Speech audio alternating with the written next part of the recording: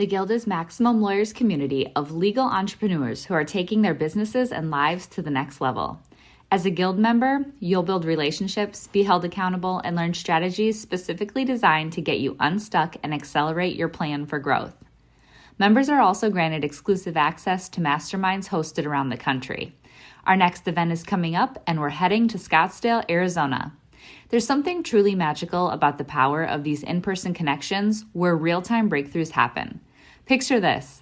You're surrounded by like-minded law firm owners tackling your business and mindset challenges together. The energy is electric, the insights are transformative, and the results are game-changing. Investing in yourself is the best decision you'll ever make. The knowledge, strategies, and breakthroughs you'll gain are priceless assets that will supercharge your practice and propel you forward. Join the Guild and secure your ticket to Scottsdale at the best possible price by visiting MaxLawEvents.com.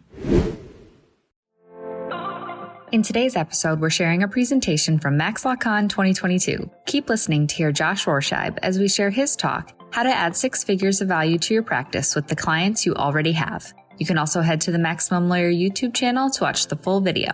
Now, to the episode. Run your law firm the right way.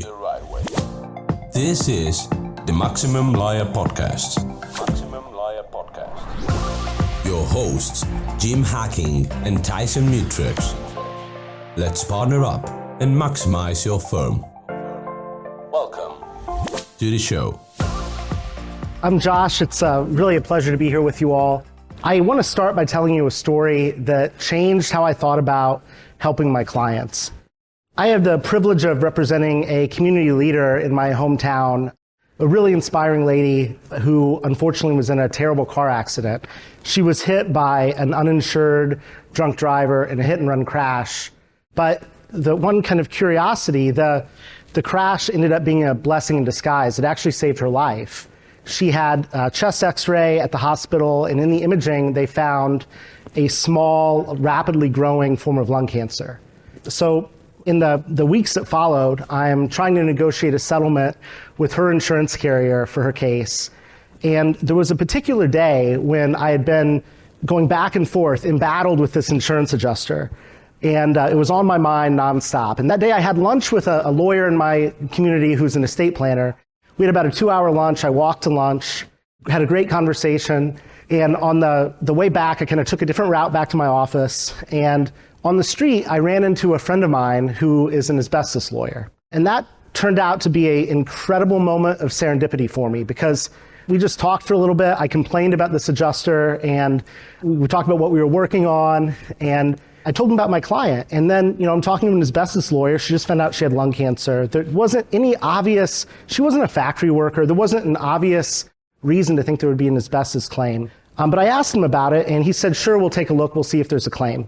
And I'm really glad I did that. It turned out there was a hell of a claim. The asbestos claim will be worth more than 10 times what her PI claim was, just because there was a lack of coverage. So we managed to get her PI case settled, and the asbestos case is still ongoing. But I know that the asbestos case is going to make a huge difference in her life, and it'll make a difference to our firm as well. We have a referral fee interest in that. So it's kind of a win-win for us and the client. But the thing about this case that really shook me up, I kept thinking about this moment of serendipity that I ran into one of the only 2 asbestos lawyers I know on the planet.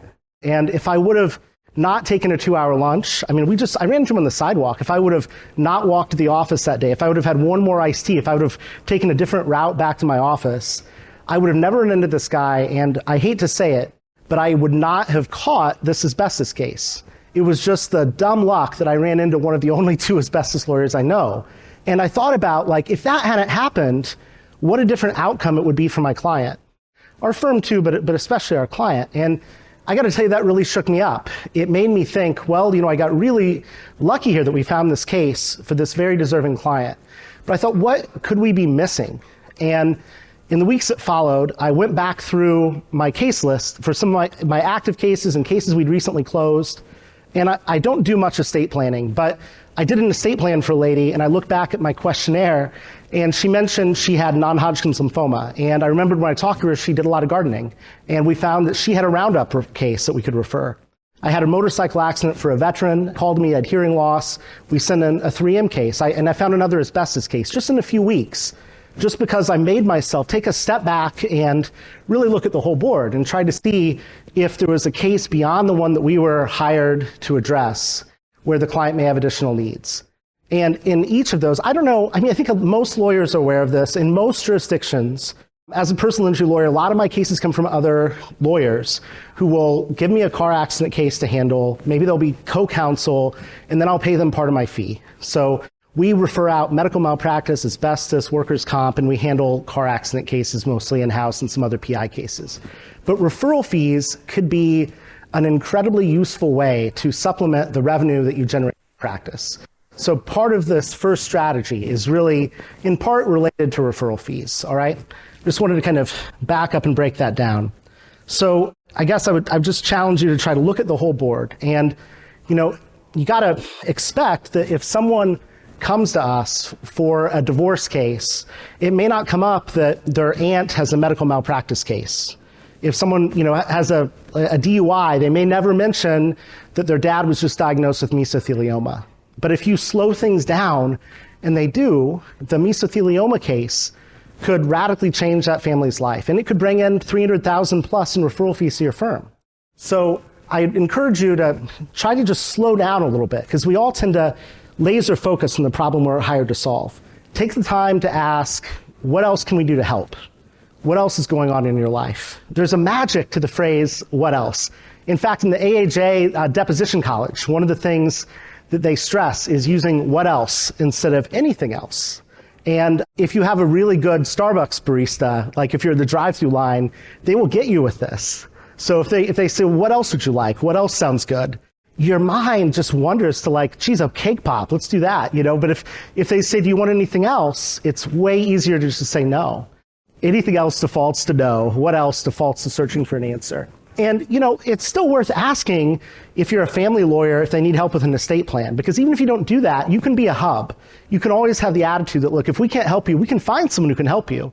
And that can be a way to generate a lot of referrals back to your practice. So, it's part of it's just active listening or paying attention. I had a case come into me once where it was a sad situation, but a guy's neighbor's dog attacked his dog, and they wanted to talk to a lawyer about it. They came into my office, and his wife was in a massive hard cast. And it never occurred to them to call a lawyer about his wife getting hit by a bus.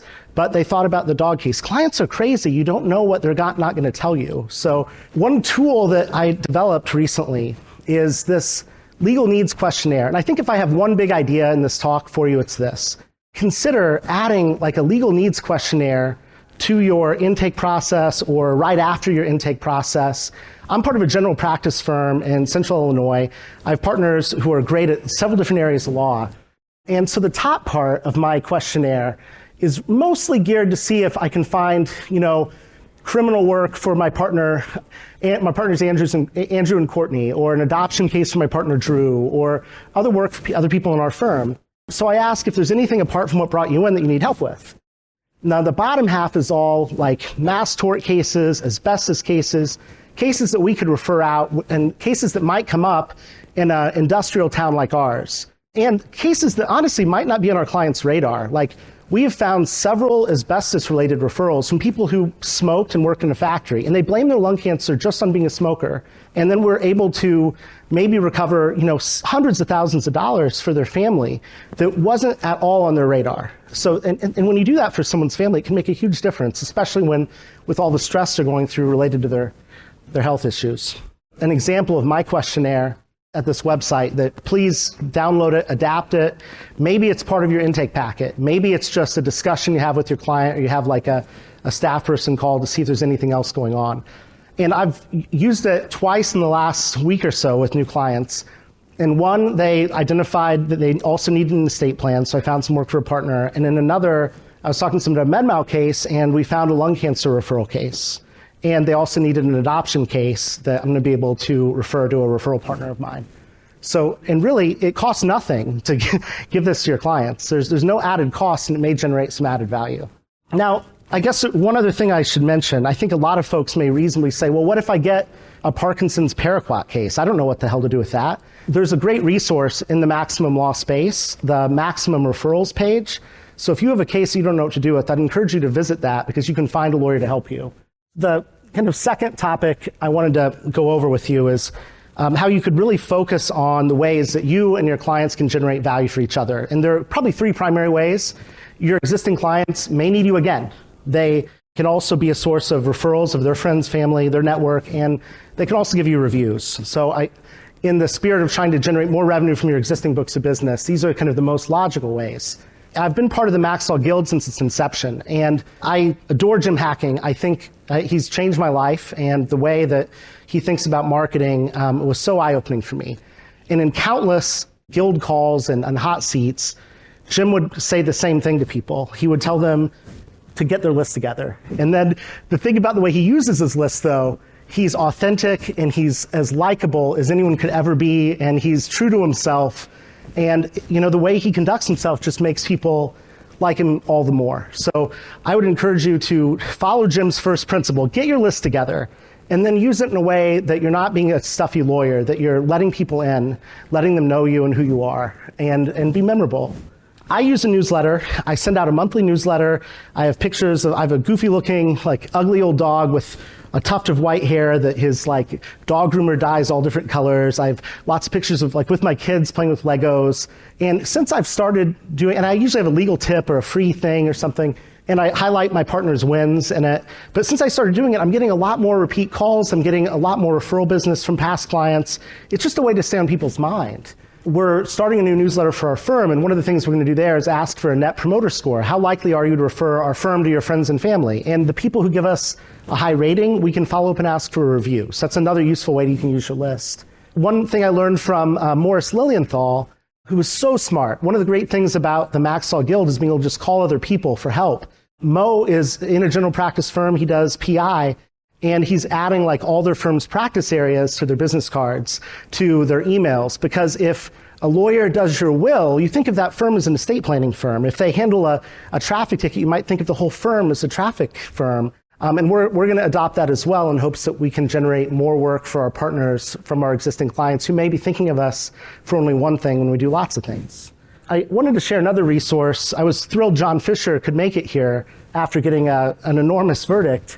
John, in terms of getting reviews from clients, the best thing I've ever read on this topic is a newsletter that John sent out. And I have a link, there's a short link to it here. I also have a link to it on that resources page I mentioned. If you want a best 5-minute read for how to get lots of reviews, I would highly recommend you go with John's approach there. One other thing that John mentioned that really helped me was streaking. And I mean streaking by every single day, ask for a review. And that helped me. I wanted to get to 100 reviews in both of my kind of locations. I asked for a review every day, and it really helped me get there.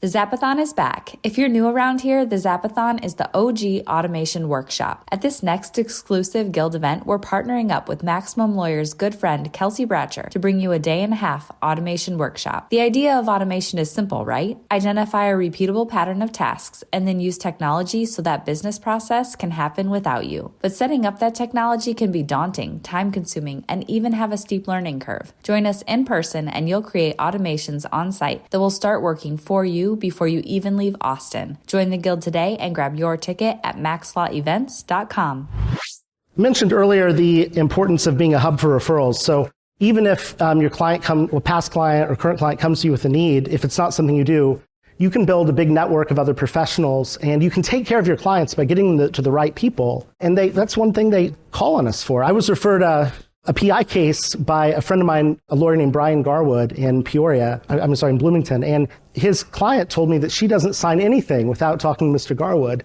And I mean, what a blessing to have a client who thinks that highly of him. I mean, she may drive him a little crazy at times, but that's one way we can really help people and serve people, is letting them know who they can trust to work with. Jordan Ostroff, who's always in a Hawaiian shirt and always helpful and funny and kind, built out this incredible spreadsheet of different professions that you can use for building a referral network. And he gave one of the best Max Law talks I've ever heard a few years ago called Running a Referral-Based Practice. So I would encourage you to watch that. And ask Jordan for a copy of his spreadsheet, which he's very likely to just give you, and start filling it out. You'll be able to better refer your clients to other people and get referrals back from it. I want to tell you one other story that's kind of related. It's also about another just fortunate kind of moment of serendipity, a bit of good luck. I was settling two different cases around the same time. One of the cases was for a lady who had had a really hard life, and like hardly anything was going right for her. My staff really liked her. I really liked her. She was hit by a driver insured by Country Financial, which is one of the best carriers we see in Central Illinois. And she had terrible coverage. She had like a substandard carrier that's awful to work with. And fortunately, we were able to get a good settlement with the at-fault driver's carrier because it was a good company to work with. At the same time, I'm settling another case for a lady who's really got her act together, who happens to be the office manager for a Country Financial agent. And even though, I can miss a lot of things, when I'm working on settling these two cases at the same time, it was really clear to me that the first client had terrible coverage and that the second client could help her. So I talked to the first client. I say, why don't we give Country a little bit of their money back and get you better insurance to protect you and your family? And she thought that sounded fine. It helped that I'd just given her a big check so she could afford to buy insurance. So I made that connection, and I'm really glad I did, because like 6 weeks later, the first client's driving and an uninsured driver blows a light and T-bones her. And she ended up having a policy limits case.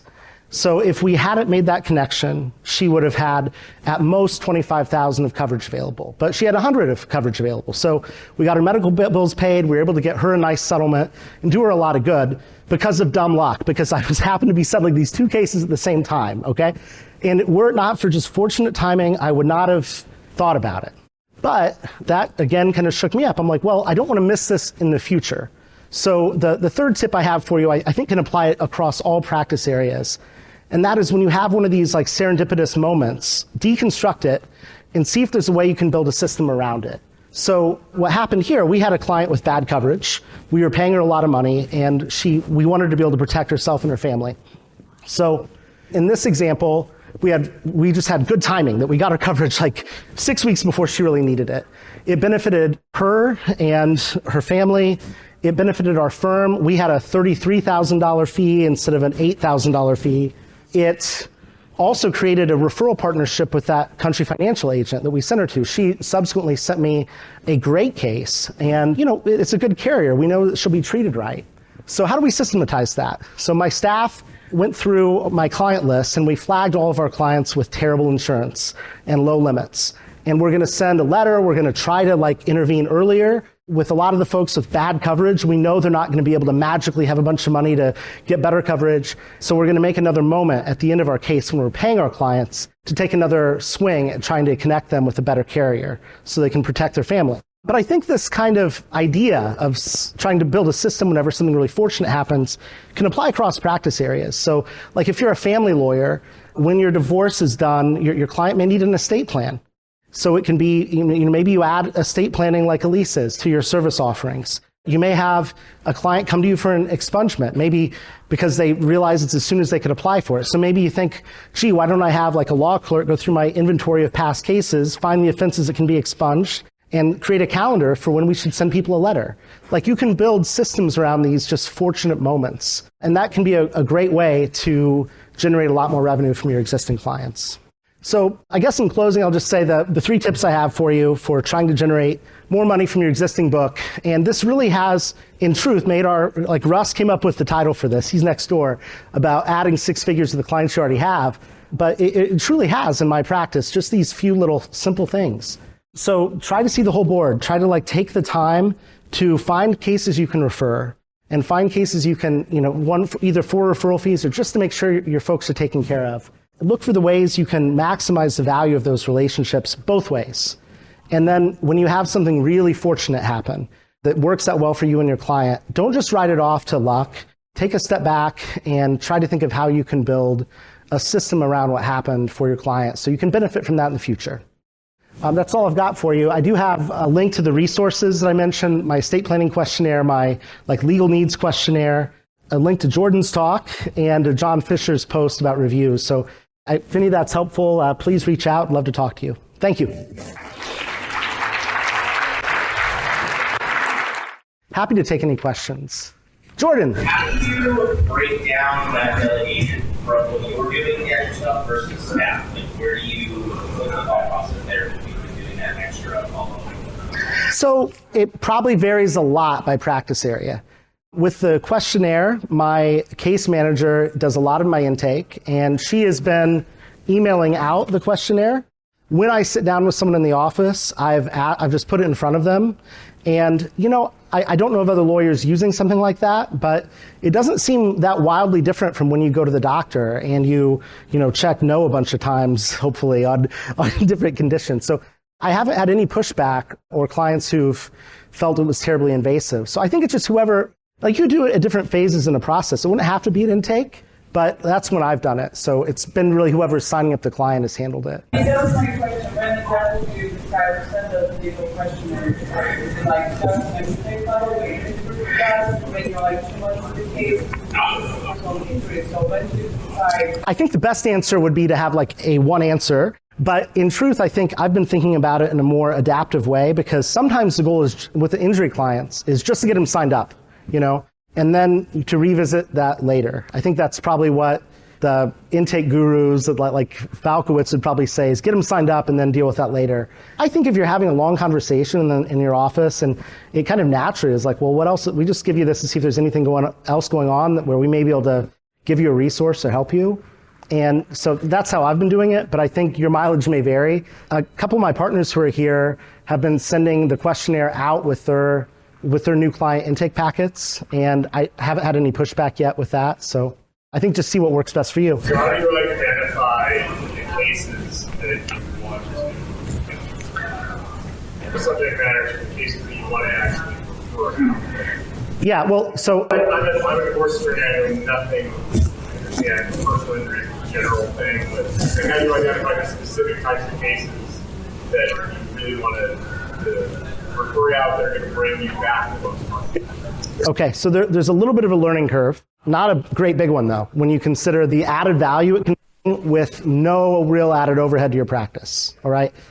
So, PI cases, if it seems like there may be liability and there are real damages and there's coverage, a PI lawyer is going to be happy to send you a third of their fee or whatever the norm is in your jurisdiction for that case. A medical malpractice case, it's, I think, largely driven by damages in most jurisdictions. And you've got to find a network of lawyers you can refer those to. On my personal bias, if you want to refer out medical malpractice cases, there's a lot of danger, I think, in referring to solos. Because if something happens to that guy, a case could come back to you years later, and you don't know where it is. And it's with a solo, it's harder to know that they have the resources to adequately fund the cases. So I tend to try to refer to top-tier firms with deep benches and vast resources. The other cases, you could go to something like or you're saying, how do you find the lawyers to refer, or the cases? I never would have thought that if you have a smoker and you say, go talk about mesothelioma or something. How do you identify that? Well, I'm in a kind of a blue-collar industrial town, and I think a lot of this will depend on geography. But where we are, the asbestos cases seem to be increasingly expansive, what has become a viable case. And I'll tell you, with the asbestos cases, I think in almost all of the ones we found, it wasn't on the client's radar.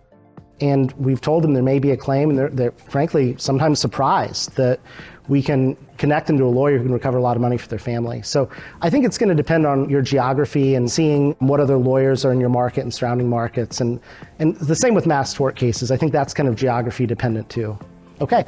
Hey, thank you very much. Thanks for listening to the Maximum Lawyer Podcast.